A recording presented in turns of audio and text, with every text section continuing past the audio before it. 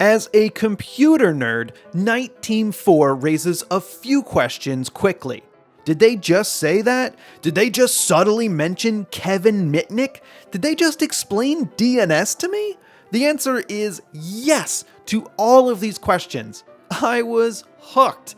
This is some real nerdy shit. Obviously, the developer behind the game knows their stuff, so I was super hyped right from the start. Now, if I was going to describe NITE Team 4, I would say that it's basically typing into a terminal.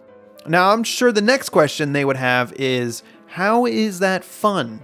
And if you have to ask that question, well, maybe the game's not for you, because the game is a blast. NITE Team 4 doesn't feel like the same tedium I usually feel with games that are too much like programming. Those have trouble keeping my attention. My thoughts are that if I wanted to program, I would just go program. But being a ridiculously good hacker, that's a power fantasy. However, NITE Team 4 starts with an extended job training sequence that could be described as a tutorial. The Stinger operating system is our own cyber warfare and network intrusion platform. It's a beautiful piece of software, built by when it comes to basic training, but mastering...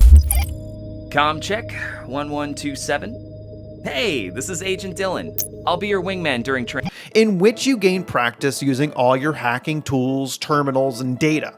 While the game doesn't force you to play all the training, you'll be confused while playing and won't get very far. If ever there was a required tutorial, this is probably it.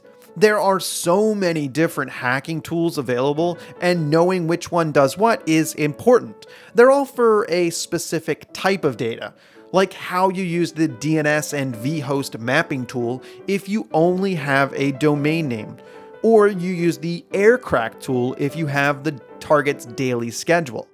If you're anything like me, then I got a bit bored as they feed me the commands. It's not even how I learn at work. I enjoy getting my hands dirty right away and making mistakes. What I will say is that the voice acting and overall polish of the training keeps it entertaining. Also, if you're as impatient as I am and rush into the first mission, you can complete it without finishing all the training. I also found out that you can pause a mission, go to the required training, and come back if you're lost.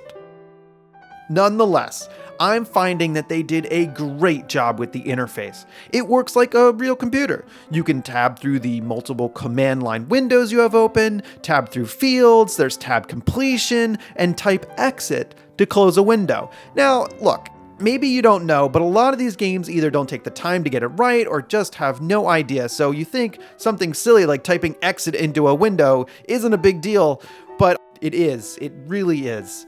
I can 100% tell the developers wanted to make the interface comfortable for people who use computers, and they nailed it. Hell, you can even get more workspaces to organize with. The only thing missing is being able to resize the windows, but that would have been difficult for them to make them responsive considering how stylized they are. Anyway, there are 4 main missions in the game, and the story is interesting. I enjoy how much they let you figure it out on your own. Especially after doing the training, you're more than ready to solve the puzzle yourself. There are a few hints dropped, but for the most part, by the second mission, you're using all the tools you've learned on your own. And no doubt about it, this is a puzzle game. You'll sometimes only start with a person's name, and then you gotta figure out the domain name to hack. And then after you have the domain name, you have to find a way to hack into their system, find the exploit, what tool can you use to get in there. You get the picture. While there's only so many tools in the game, I found there are more uses for them than I expected. You won't use them in the same order, maybe you start with a different kind of information, like I said earlier, their schedule. Starting with a domain name isn't guaranteed that it's the final domain you use, which is a really cool aspect of the game. What really makes the missions great is how much voice acting, content, and attention to detail went into them. The writing is good too, and I got super into it. Learning about the tools and using them is rewarding when you figure out the puzzle on your own. Also, infiltrating a group of hackers made me feel like a badass. I love being good with computers. Side note, NITE Team 4 has some fantastic audio controls. They let you rewind the audio and it shows the text on the screen. It's great. Now that's only where the content begins though. There's open world missions, bounties, and the Hive Mind network.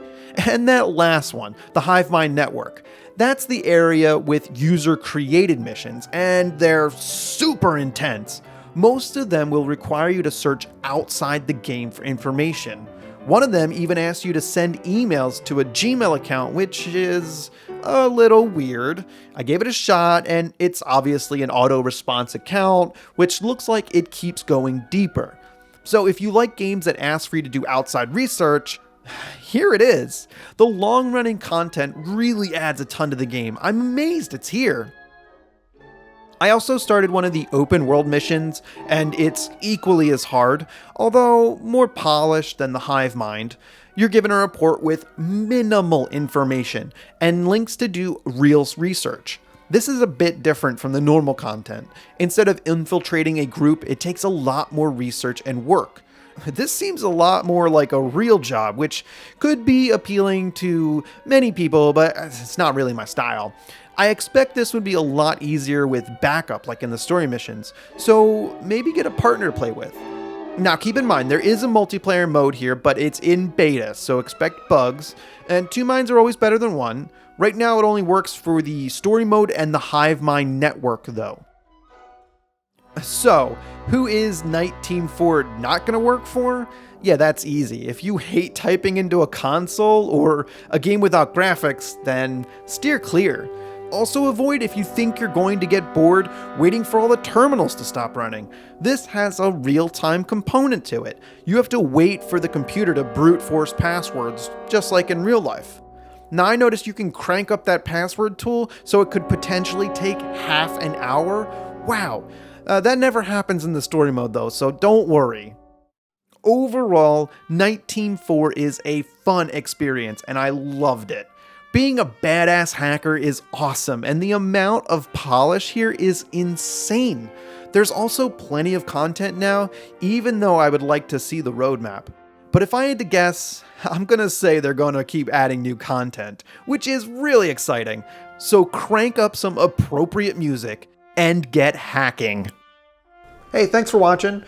My wife says nobody subscribes because my hair is too long and I should get a haircut.